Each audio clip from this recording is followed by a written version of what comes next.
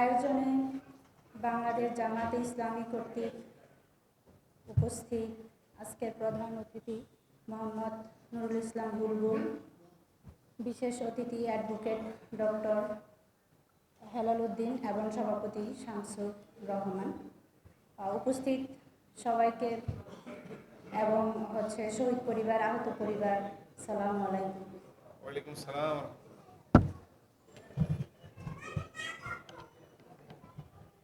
আজকে এখানে আমি এবং আমাদের সকল শহীদ পরিবার দাঁড়িয়ে আছে একটা বিষয়ের বিনিময়ে, সেটা হচ্ছে আমাদের সকল শহীদের রক্তের বিনিময়। কিন্তু আজও কি আমরা আজও কি আপনারা আমাদের সে রক্তের মূল্য দিতে পেরেছেন? কেউ পারেনি। কিন্তু আমরা এখনো সবাই বলি কি আমরা জুলাই পরবর্তী স্বাধীন বাংলাদেশে দাঁড়িয়ে আছি। এটা কি আপনারা বলতে পারেন? কিভাবে বলতে পারেন?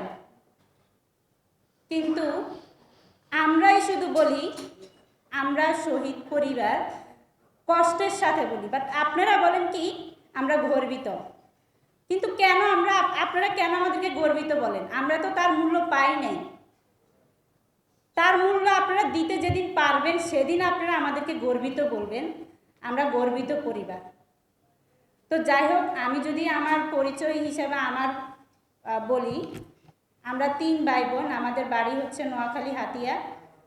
আমার বাবা একজন স্ট্রোকের রোগী। আমার বড় ভাই, যিনি আকিস কোম্পানির সেলস ম্যানেজার ছিলেন, যাত্রাবাড়িতেই উনি জব করতেন।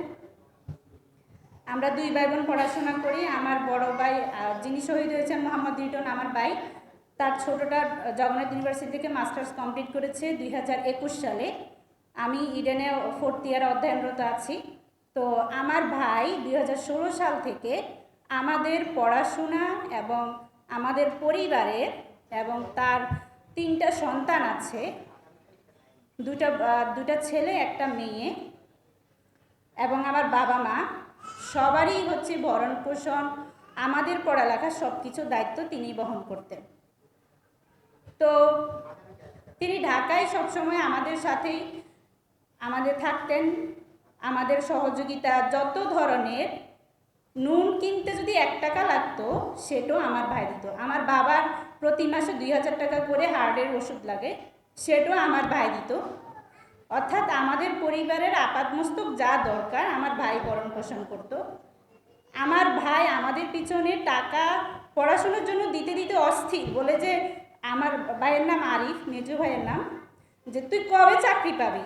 ভাই বলতো, ভাই এই তো আমি তো অনেক জায়গায় ভাইবা দিচ্ছি, বাট কোয়ালিফাইড তো হচ্ছি না, আমি কি করব?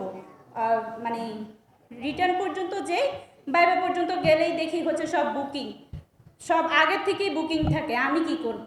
ভাই বলতে যে আমি তো আর পারছি না, তুই একটু সংসারের হালটা ধর, ছোট বোনের পড়াশোনা, তোর পড়াশোনা, আমি তো আর পারি না। অবশেষে আমরা 24 সালটা পাই, যেটা আমাদের বৈষম্য বিরোধী ছাত্র আন্দোলন, যেটাতে আমরা 2 ভাই বোন এবং আমার বড় ভাইও অংশগ্রহণ করত, শুধু একটাই কারণে যে শেখ হাসিনা নেমে গেলে আমার 2 ভাই বোন চাকরি পাবে, আমার পরিবারের সচ্ছলতা আসবে। সেই জন্য জুলাই মাসের 1-2 তারিখ থেকেই আমরা আন্দোলনে সক্রিয় অংশগ্রহণ করতাম। ভাই তখন যাত্রাবাড়িতেই, তো আস্তে আস্তে যাত্রাবাড়ির দিকেও কিন্তু আন্দোলনটা আপনারা সবাই জানেন। তো যাত্রাবাড়িতে উনি সবসময় আন্দোলনে যোগদান করতেন আর বলতো যে শেখ হাসিনা কবে নামবে, আর দেশটাকে আর ভালো লাগছে না, তোরা যে কবে চাকরি পাবি, সবসময় এই কথাটাই বলতো আমার ভাই। আমিও চাই দেশটাকে স্বাধীন করতে, তোরা যেন চাকরি পাস, আমার ভাই এটাই সবসময় বলতো।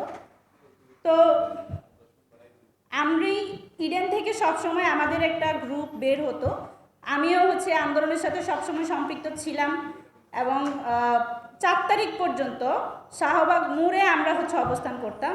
আপনারা সবাই জানেন ইডেন কলেজের শিক্ষার্থীদেরকে যেভাবে লাঠিচার্জ করা হয়েছে, হাতে পায়ে, মানে বিভিন্নভাবে তাদের উপর টর্চার করা হয়েছে। আমার ভাই 5 তারিখ সকালবেলা আমাকে ফোন করে বলে, তুই কোথায়? আমি বলি আমি তো শাহবাগের মোড়ের দিকে আছি, আমি সংসদ ভবনের দিকে যাব, পরে বলছে যে বাসা থেকে কেন বেরোছিস, আজকে তো অনেক ভয়াবহ। আমি কি ভাই এতদিন তো গিয়েছি, আজকে না গেলে তো মানে স্বাধীনতার সফল যে হব সেটাই বৃথা যাবে। বলে আচ্ছা ঠিক আছে তুই সেভে থাকিস। বলে যে আরিফ কোথায়? আমি বলি ভাইও তো বের হয়েছে, জানি না ভাইয়া কোথায় আছে। এই বলে আমি বলছি আচ্ছা আপনি সাবধানে থাকবেন, কোনো সমস্যা নেই। দুপুর 1:30 আনুমানিক আমার ভাই হচ্ছে ওনার কলিগকে ফোন করে। আপনারা যদি একটু অনুমতি চাই একটু কল রেকর্ডটা যদি একটু শোনাই আমি।